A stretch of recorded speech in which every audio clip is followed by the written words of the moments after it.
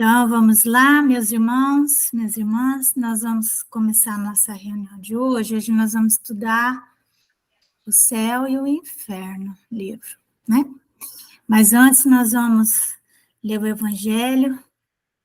Hoje é o capítulo 7, tem 11. O orgulho... É 7?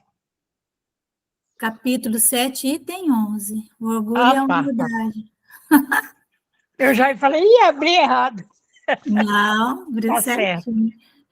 Já é o item 11, capítulo que é 7. Tá certo.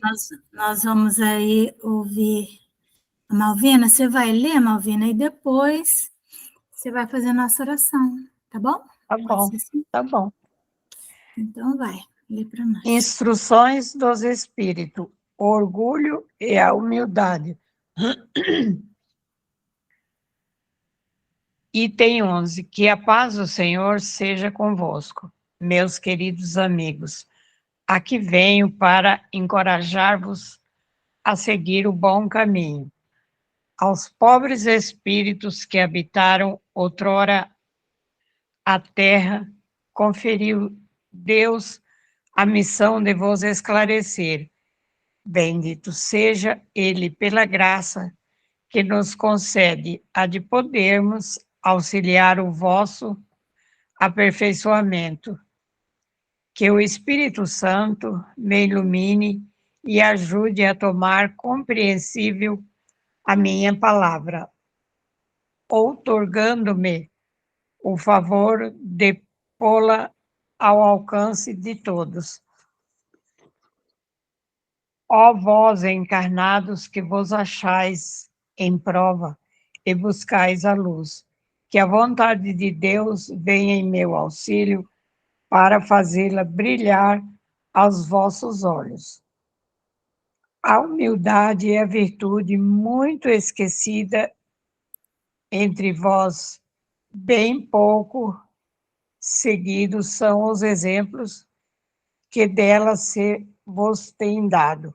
Entretanto, sem humildade, podeis ser caridosos com vosso próximo?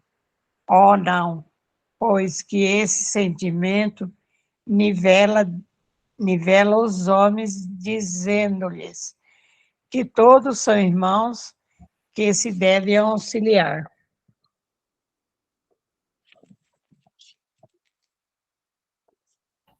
Auxiliar mutuamente e os induz ao bem.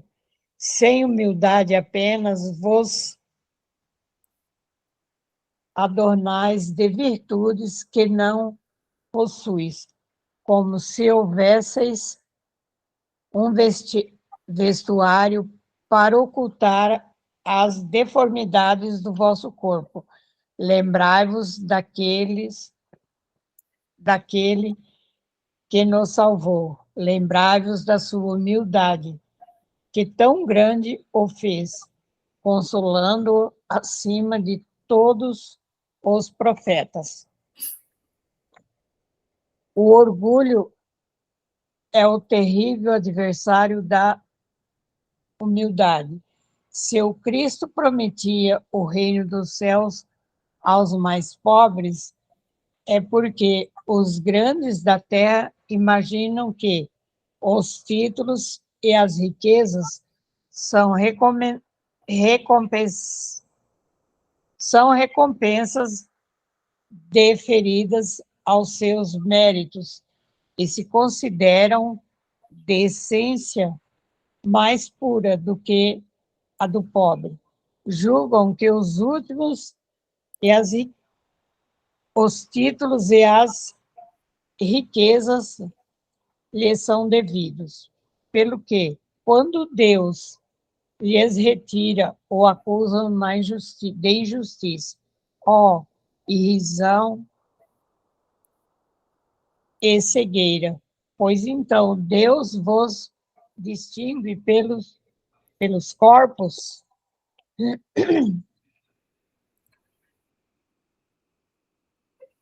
Ai, socorro.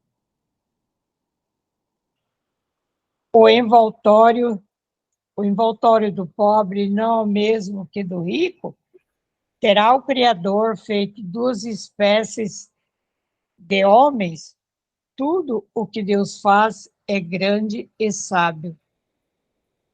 Não lhe atribuais nunca as ideias que os vossos cérebros orgulhosos engendram. O rico, enquanto dorme sobre dourados tetos, ao abrigo do frio, ignoras que jazem sobre a palha milhares de irmãos teus, que valem tanto quanto tu. Não é teu igual o infeliz que passa fome? Ao ouvirdes isso, bem eu sei, revolta-se o teu orgulho, concordarás em dar-lhes uma esmola, mas se em lhe apertar fraternalmente a mão, nunca, pois que, dirás, eu de sangue nobre, grande da terra, igual a este miserável, coberto de andrajos, vã utopia de pseudos filósofos. Se fôssemos iguais, por que teria Deus colocado tão baixo e a mim tão alto? É exato que as vossas vestes não se assemelham, mas despivos, ambos, que diferença haverá entre vós? A nobreza do sangue dirás. A química, porém, ainda nenhuma diferença descobriu entre o sangue de um grão-senhor e o de um plebeu, entre o do senhor e do seu escravo.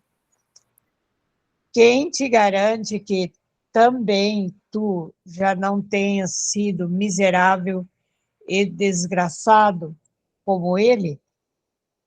Que também não hajas pedido esmola, que não a pedirás um dia a esse mesmo a quem hoje desprezas?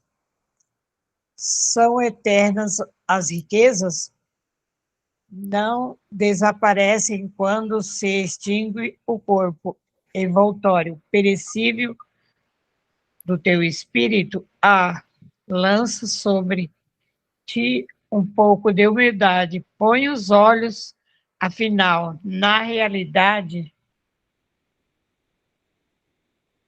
das coisas deste mundo, sobre o que dá lugar ao engrandecimento e ao rebaixamento no outro. Lembra-te de que a morte não te poupará como a nenhum homem, que os teus títulos não te preservarão do seu golpe, que ela te poderá ferir amanhã, hoje, a qualquer hora.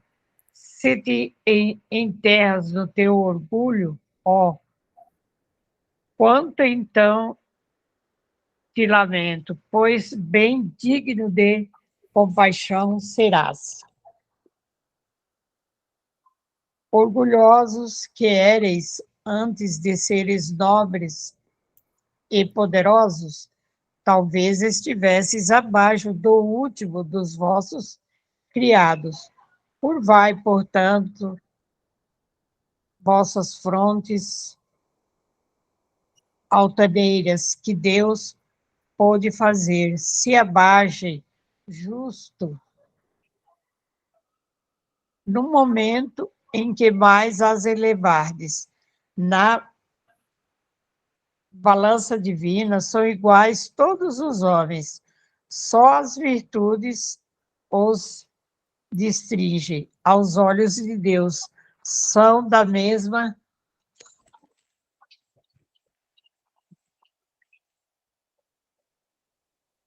essência, todos os espíritos e formados de igual massa, todos os corpos.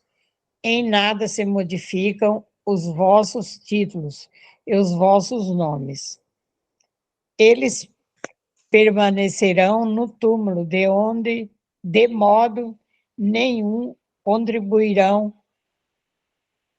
para que gozes da ventura dos eleitos. Estes, na caridade e na humildade, é que têm seus títulos de nobreza. Pobre criatura, és mãe, teus filhos sofrem, sente frio, tem fome, e tu vais curvada ao peso da tua cruz, humilhar-te, para lhes conseguires um pedaço de pão. Ó, inclino-me diante de ti. Quão nobremente santa és e quão grande aos meus olhos. Espera e ora. A felicidade ainda não é deste mundo. Aos pobres, oprimidos, que nele confiam, concede Deus o reino dos céus. E tu, donzela, pobre criança, lançada ao trabalho, às privações, porque esses tristes pensamentos, porque choras, dirige a Deus piedoso e sereno o teu olhar. Ele dá alimento aos passarinhos. Tem-lhe confiança, ele não te abandonará. O ruído das festas, dos prazeres do mundo faz bater-te o coração. Também desejarás adornar de flores os teus cabelos e misturar-te com os venturosos da terra. Dizes de ti para contigo, que como essas mulheres que vês passar despreocupadas e risonhas, também poderias ser rica? Ó, cala-te, criança, se soubesses quantas lágrimas e dores inomináveis se ocultam sobre esses vestidos recamados, quantos soluços são abafados pelos sons dessa orquestra rumorosa. Preferirias o teu humilde retiro e a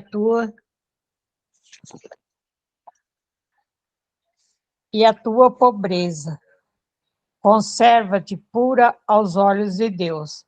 Se não queres que o teu anjo guardião para o seu seio volte, cobrindo o semblante com as tuas brancas asas, deixando-te com os teus remorsos sem guia, sem amparo nesse mundo, onde ficarias perdida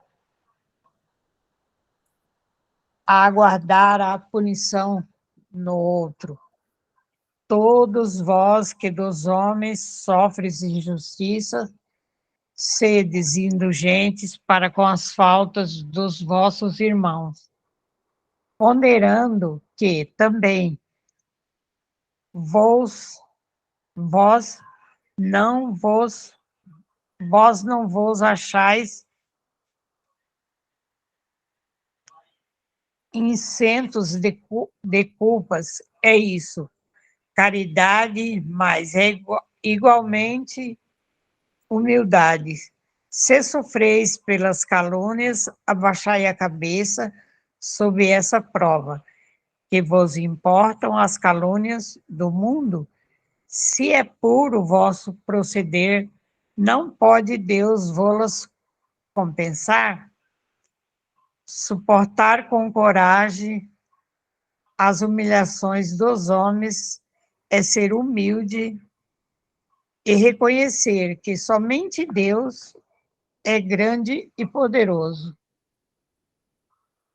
Ó meu Deus, será preciso que o Cristo volte segunda vez à terra para ensinar aos homens as tuas leis, para que eles ouvidam, terá que, de novo, expulsar do templo os vendedores que conspurcam a tua casa, casa que é unicamente de oração, e quem sabe, ó homens, se não renegareis como outrora, caso Deus vos procedesse essa graça, chamar-lhe-eis blasfemador, porque abateria o orgulho, os momentos, os modernos fariseus. É bem possível que eu fizesse palestrar novamente o caminho, perlustrar novamente o caminho da Gólgota. Quando Moisés subiu ao monte Sinai para receber os mandamentos de Deus, o povo de Israel, entregue a si mesmo, abandonou o Deus verdadeiro. Homens e mulheres deram o ouro e as joias que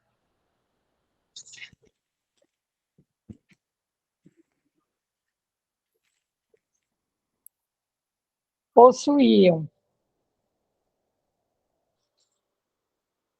para que se construísse um ídolo que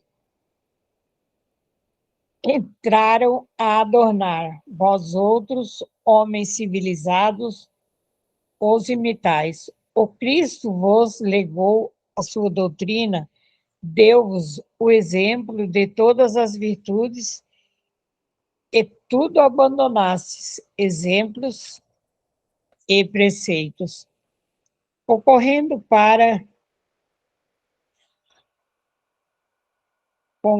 para isso, com as vossas paixões, fizeste um Deus a vosso jeito, segundo uns, terrível e sanguinário, segundo outros, aliado dos interesses do mundo.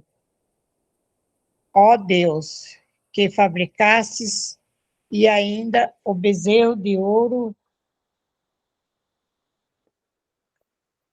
que cada um adapta aos seus gostos e suas ideias. Despertai, meus irmãos, meus amigos, que a voz dos Espíritos ecoe aos vossos corações, sendo generosos e caridosos, sem ostentação, isto é, faze-o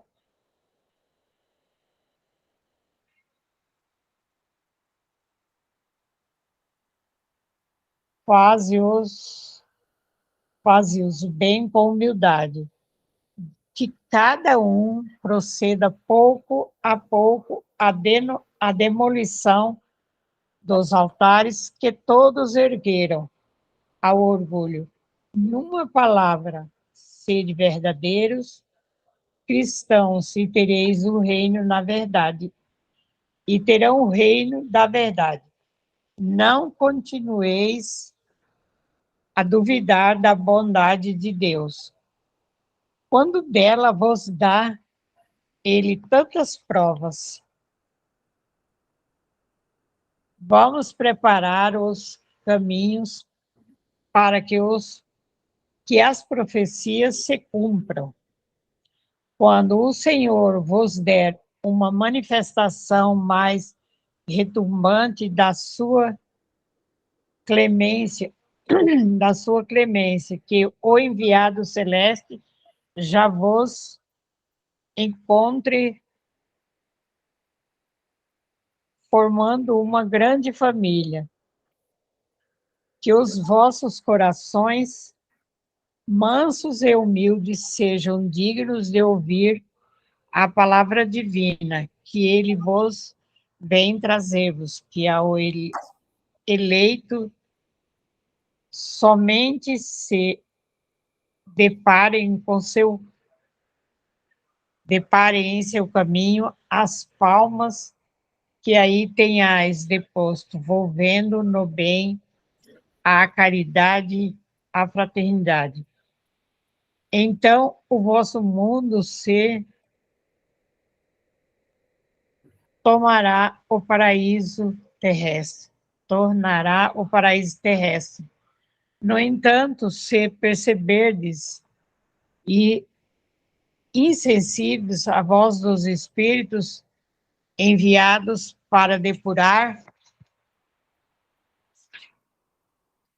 e renovar a vossa sociedade civilizada, rica de ciências, mas não pobre de bons sentimentos.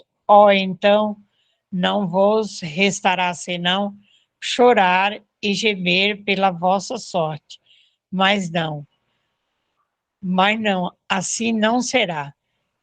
Voltai para Deus, vosso Pai, a todos nós que houvermos contribuído para o cumprimento da sua vontade, entoaremos o cântico de ação de graças, agradecendo-lhe a inesgotável bondade e glorificando-o por todos os séculos dos séculos, assim seja.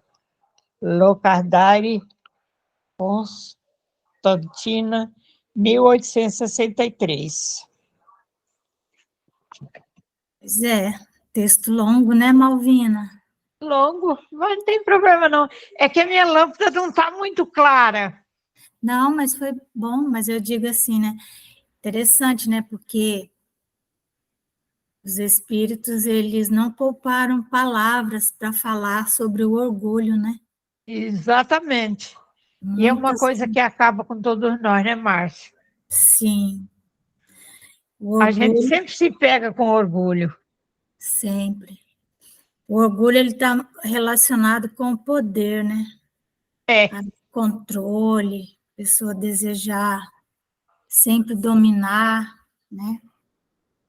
É. Então, é isso, né?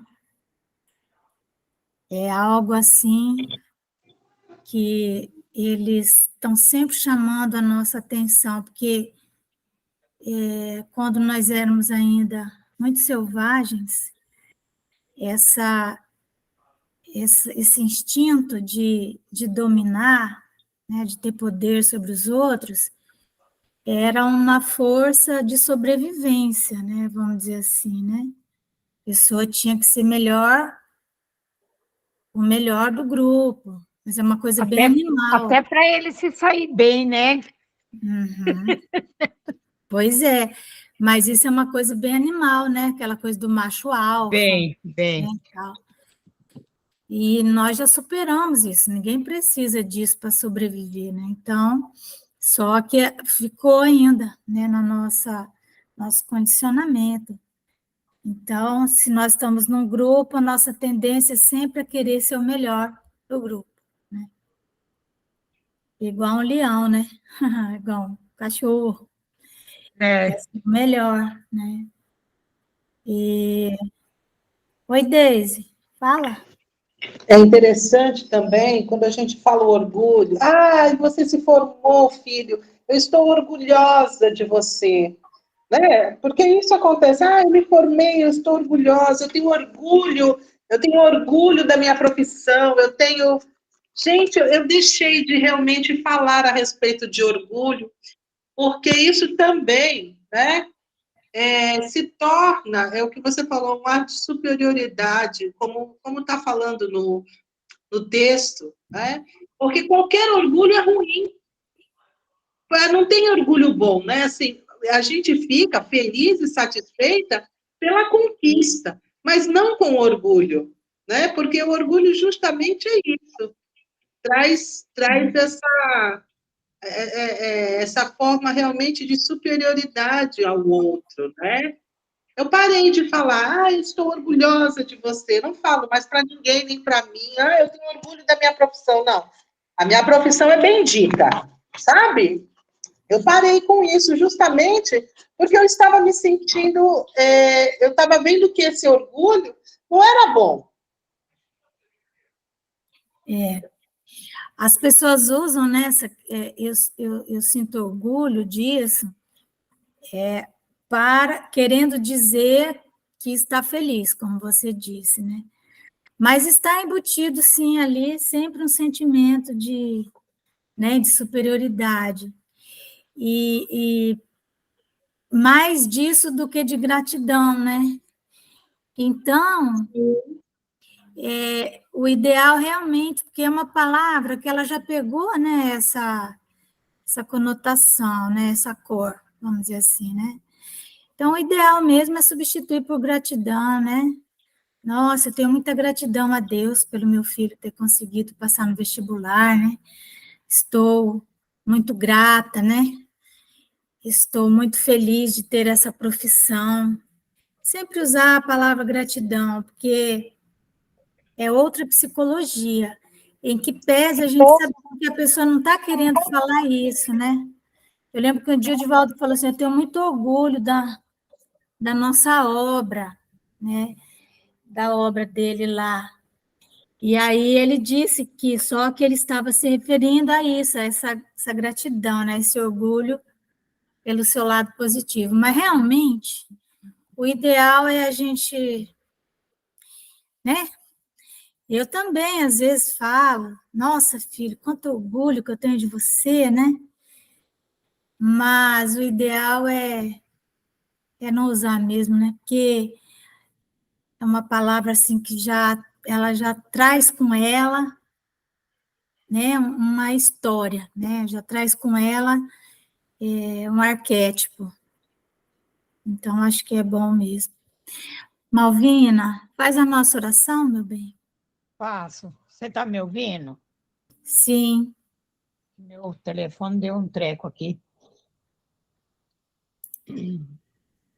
Nesse instante, vamos fechar os olhos, agradecer a Jesus pelo dia de hoje, por tudo, Mestre Jesus, pela nossa família, pelos nossos amigos que estão no estudo conosco, para que possamos aprender sempre um pouco mais dessa doutrina tão maravilhosa.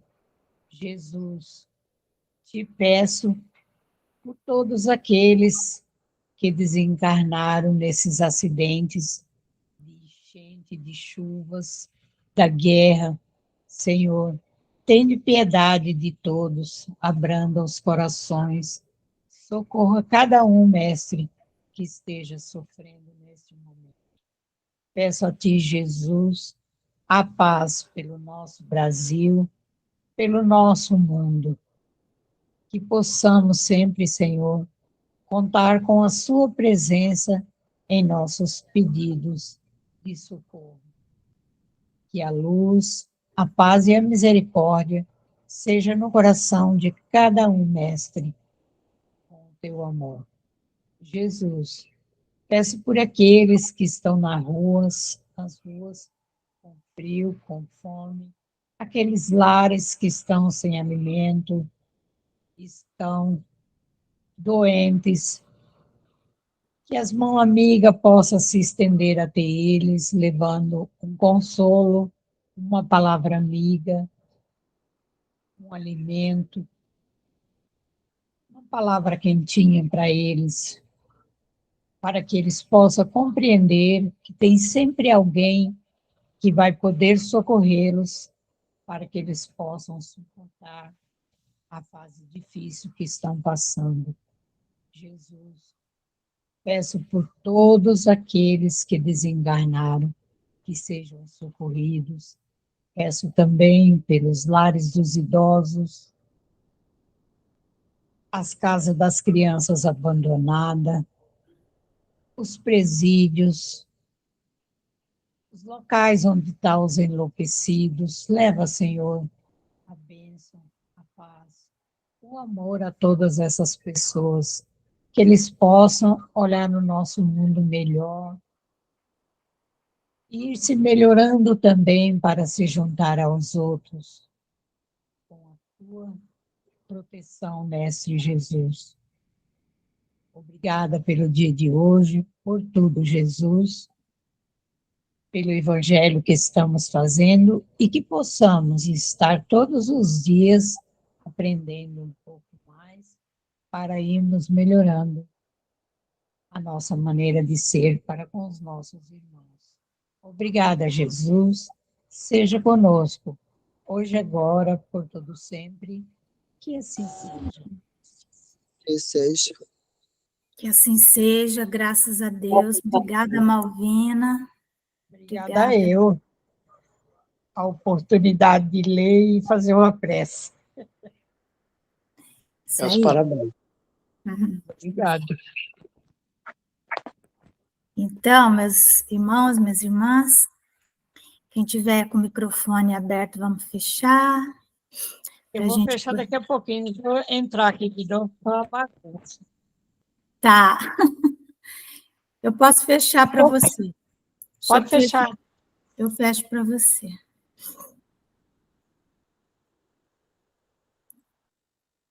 Então, hoje, nós vamos continuar nosso estudo sobre o livro Céu e Inferno.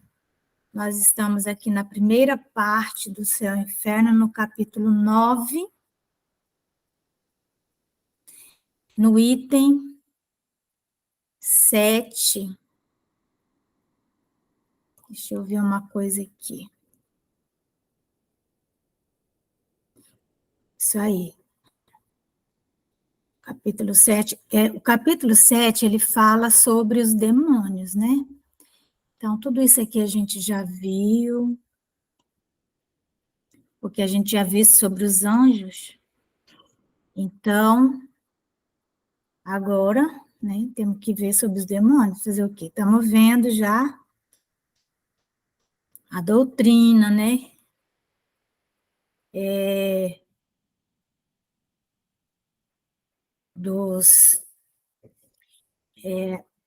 Das penas eternas, e a razão pela qual se acreditava e se acredita até hoje é nos demônios, né? Isso tem a ver com uma maneira ainda muito infantil até de fazer as análises, mas a própria igreja também fixou as pessoas nessa ideia, porque os homens, nós, né, sempre tivemos assim,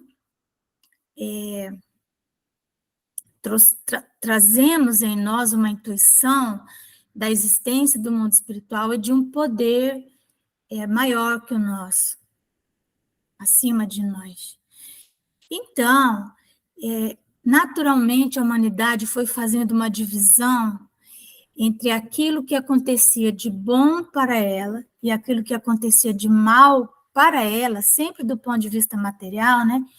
Quando vinha, por exemplo, uma seca, uma enchente, uma praga, ou quando vinham bênçãos, né? Quando vinha chuva na hora certa, quando a colheita era farta. Então, eles começavam a colocar isso numa balança. Quando aconteciam coisas boas, eram os deuses. Quando aconteciam coisas ruins, eram os demônios ou os deuses do mal. Então, naturalmente, a humanidade foi fazendo essa divisão entre o bem e o mal, sempre do ponto de vista do que acontecia materialmente falando, e foi fazendo esse raciocínio material mesmo, as coisas materiais. E, então, sem entender os fenômenos da natureza, então entendia que aquilo era uma vingança de Deus, né? E que, então, eram o poder do mal que havia se abatido sobre aquele grupo. E assim foi se criando essa ideia de anjos que faziam o bem para a humanidade e de demônios que faziam o mal. Anjos que nos encaminhavam no caminho, na senda do bem, e demônios que nos levavam para o caminho do mal, né?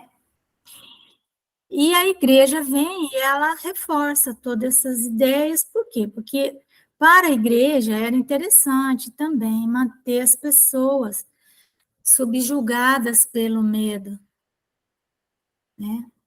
Então, para que elas pudessem fugir, muitas vezes, dos demônios, elas buscavam o quê? Buscavam a igreja. Então, qual é a ideia, né, dos demônios segundo a igreja? A igreja que é a igreja, essa que nós, ocidental, né, a igreja católica.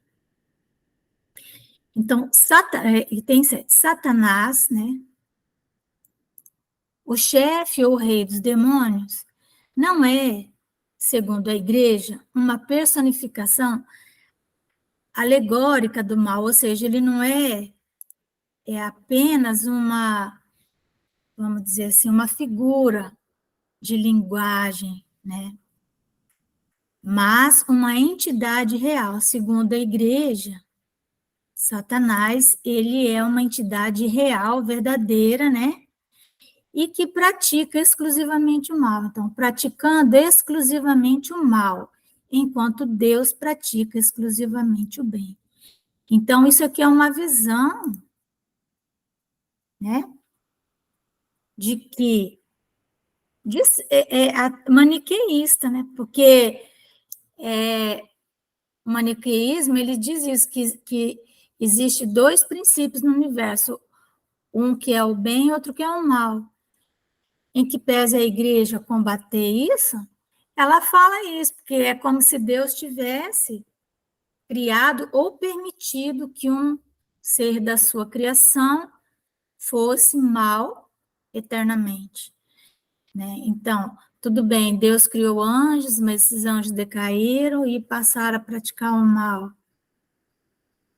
De certa maneira, Deus permitiu isso, né?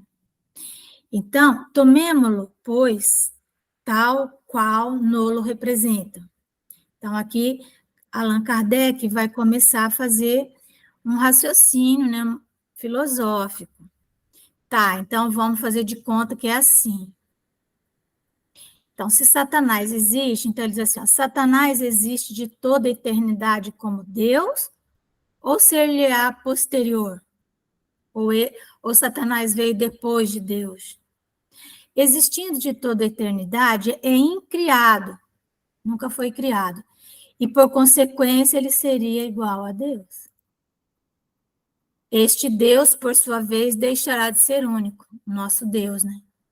Pois haverá um Deus do mal. Então, isso aqui já, esse raciocínio de que Satanás existiria desde toda a eternidade, contraria, né, o ensinamento de que Deus é único. Certo? Porque aí teria o Deus do bem e o Deus do mal, né? Mas, e se ele for posterior? Se Deus, né, criou todas as coisas, não é? Para que não existam dois deuses, Satanás teria que vir depois. Então, nós temos que começar a usar a nossa razão para fazer essas análises. Tá, então Satanás veio depois. Neste caso, passa a ser uma criatura de Deus, porque Deus é a causa primária de todas as coisas. Deus é o criador de tudo, ele veio antes de tudo. Como tal, só praticando o mal, por incapaz de fazer o bem e tampouco de arrepender-se, Deus teria criado um ser votado exclusiva e eternamente ao mal. Não é? É. Não sendo o mal obra de Deus, seria, contudo, de uma das suas criaturas. E nem por isso deixava Deus de ser o autor, deixando igualmente de ser profundamente bom, ou seja, infinitamente bom, infinitamente misericordioso. Então, ali o maniqueísmo tão combatido pela igreja, de que tem o princípio do bem e o princípio do mal, que, aliás, era seguido por Santo Agostinho, né? Ele passa a ter o mesmo resultado. Por exemplo, se Deus criou Satanás, Satanás faz o mal eternamente, não consegue se arrepender. Ué, então Deus criou uma criatura voltada para o mal. Então, Deus criou o mal, né? Por um raciocínio absolutamente lógico. O mesmo se dá exatamente em relação aos seres chamados demônios. Não é? Tal foi, item 8, tal foi por muito tempo a crença neste sentido. Hoje dizem, Deus, que é a bondade e santidade por excelência, não os havia criado perversos e maus. A mão paternal que se apraz imprimir em todas as suas obras o cunho de infinitas perfeições, cumulara-os de magníficos predicados. As qualidades eminentíssimas de sua natureza, juntara as liberalidades da sua graça. Em tudo os fizera iguais aos espíritos sublimes, de glória e felicidade, subdivididos por todas as suas ordens e adstritos a todas as classes, eles tinham o mesmo fim e idênticos destinos. Foi seu chefe o mais belo dos arcanjos. Aqui está falando da doutrina da igreja. Então a igreja mudou, falou: não, Deus não criou o Satanás, nada. Ele criou todo mundo desse jeito, né? E o chefe dos arcanjos era o mais belo.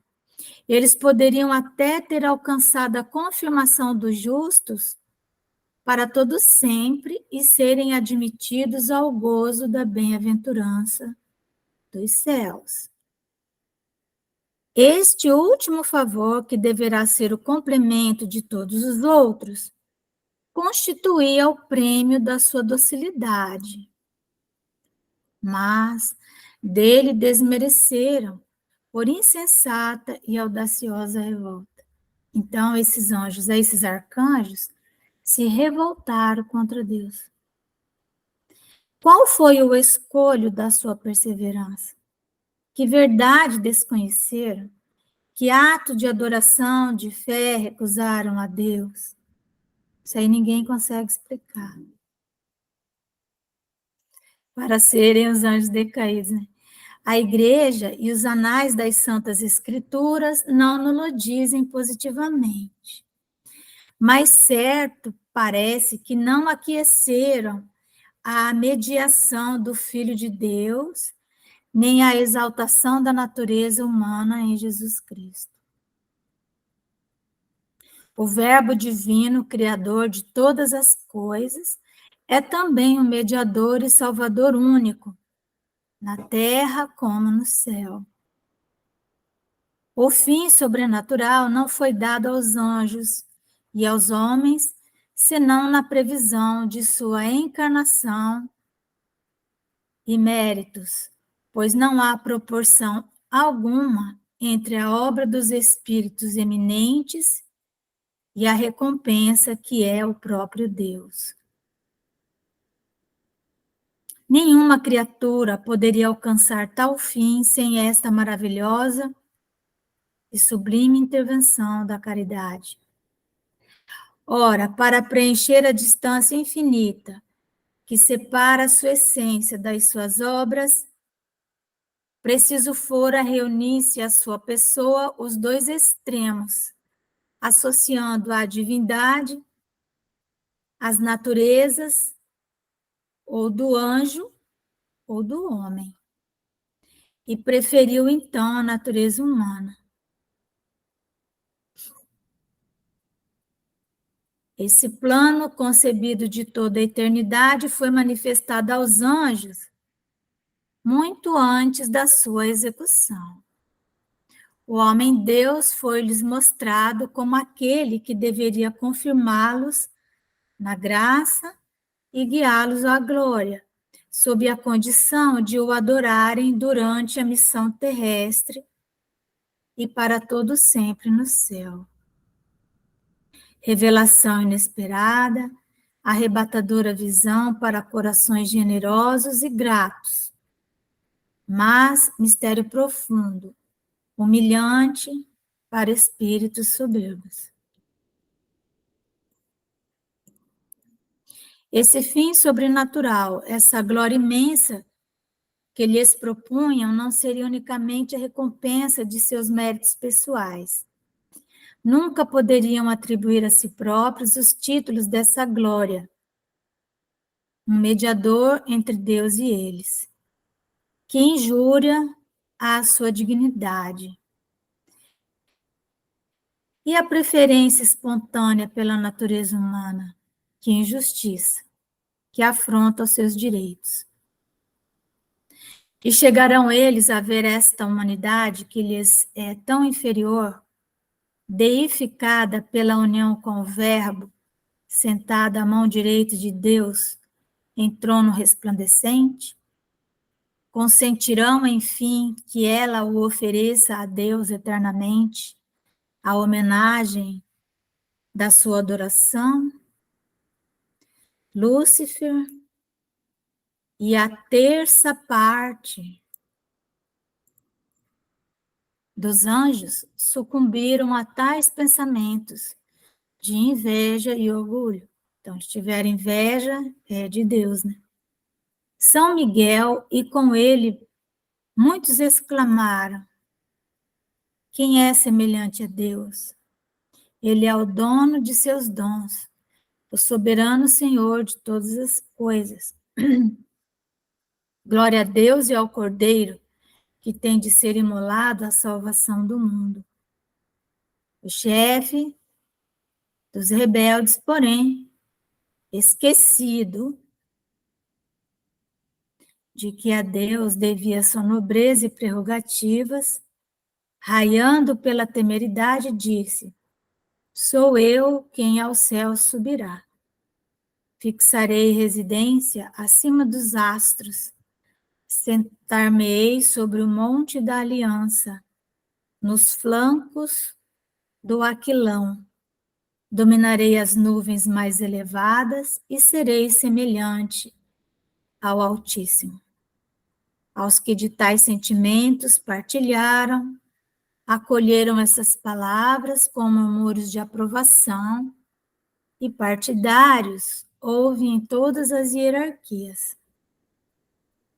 A sua multidão, contudo, não os preserva do castigo. Então, isso aqui é o que a igreja fala, né? Que Lúcifer comandou um grupo de almas que se rebelaram contra Deus. Então, agora, o que nós vamos ver, né? Nós vamos ver essa doutrina da igreja de Satanás, no item 9, a partir do item 9, nós vamos ver as objeções que a razão vai fazer a isso, não é? Então, aqui, pela doutrina da igreja, doutrina dos demônios, de Satanás, né, do inferno, seria isso. Deus teria criado, porque como é que eles falavam, como que a igreja fala da criação dos anjos, né? Os anjos, eles já foram criados anjos. No entanto, esses anjos, eles têm várias categorias, várias classes, né, de anjos. Então, esses anjos teriam sido criados para ficarem sempre adorando a Deus. Essa era a função deles, né? E isso era uma das funções, uma das funções, as outras funções eram orientar a humanidade, né, que somos nós, os seres que tinham carne e que podiam pecar e que sofriam dores e que tinham que comer e sofríamos frio, né? Então, realmente é um raciocínio ainda bem primitivo, um raciocínio bem precário, bem primário, não é? uma forma de explicar essa dualidade, né, entre o bem e o mal.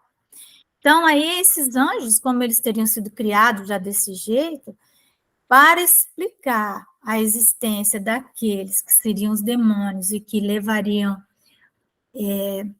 seriam os punidores e que levariam também, né, de certa maneira, trariam mal para o mundo, seriam os responsáveis pelas misérias do mundo.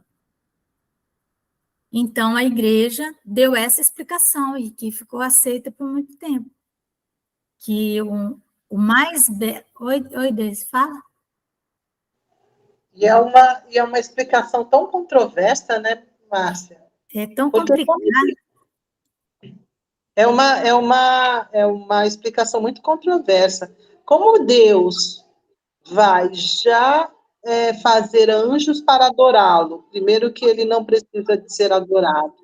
Segundo, como ele, na sua infinita bondade e misericórdia, né, como fala, ele aceitou que existisse o Satanás. Não existe isso, ele não aceitou nada. O amor dele nos deu o livre-arbítrio. Então, é tão controverso, né, o que a gente vê, que a gente lê, e se fosse só na Igreja Católica, tudo bem, mas outras igrejas também trazem isso, né? Para que Deus faria aos seus filhos, se ele é de infinita bondade, misericórdia, de amor, ele jamais faria um filho diferente do outro. Para nós chegar, para poder eles chegarem, até nós mesmos, chegarmos a ser rebeldes, é porque nós escolhemos isso, não é? E ele não permite nada, ele só nos ama, porque ele já fez tudo muito exato. Sim, exatamente isso. Então, veja, mas é um raciocínio realmente bem precário, assim, a pessoa não consegue avançar na filosofia, né, na razão dela. E por esta causa, né, por esse motivo, que a ciência foi se afastando das religiões de uma maneira geral. Porque as religiões pregavam isso, né?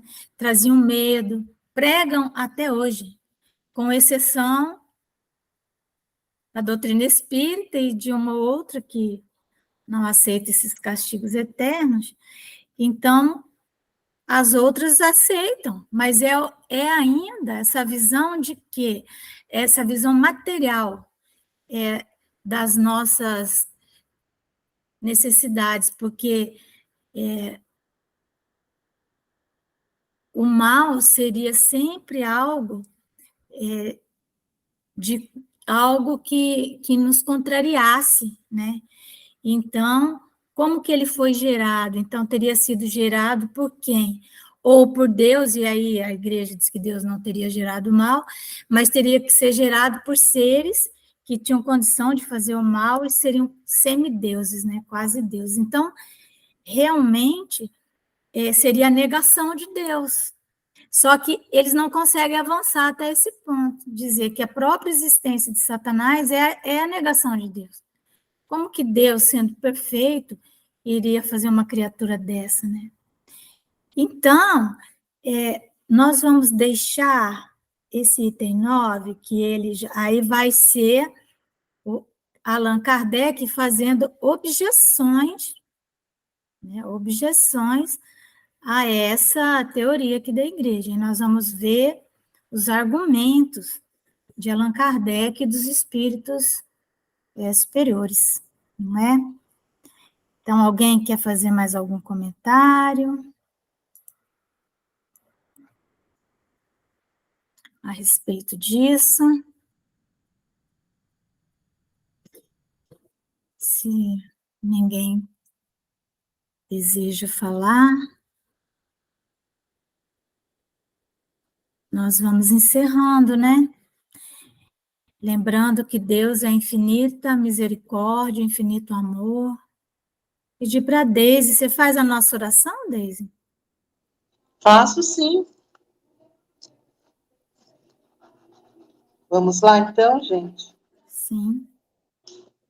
Ai, graças a Deus, Pai. mais um estudo, que podemos perceber o seu amor infinito para conosco. E que possamos sempre distinguir o que realmente é a sua lição. Graças te dou, Senhor, por Allan Kardec ter aceitado a missão de trazer esse conhecimento, essa luz, para que possamos sempre compreender essa doutrina, essa filosofia, essa ciência, que ainda para nós é muito difícil. Mas como somos materiais ainda, vamos galgando, a passos lentos, mas sempre a caminho da luz. Que possamos ter uma noite, Senhor, de descanso do corpo, mas que os nossos espíritos possam estar trabalhando em prol do amor, da caridade, da benevolência. E que possamos, sim, a cada dia, estar chegando mais perto da nossa iluminação. Muito obrigada por tudo, querido Deus. Que assim seja, graças a Deus.